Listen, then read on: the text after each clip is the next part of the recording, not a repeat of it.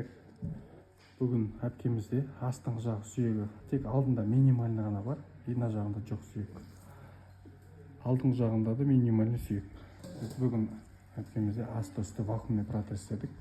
Жоғары жағынан проблема болмайды ол. Жоғары жағы итек жабысып қалады. Ал енді бізде астыңғы жағы.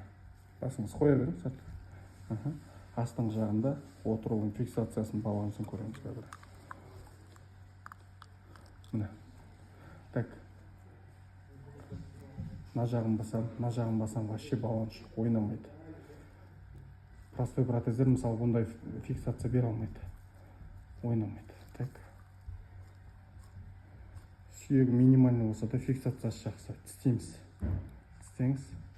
Жағыңыз бос ұстап тістеңіз. Тістеп тұрыңыз. Міне. Прикусы прям идеально болып тұр.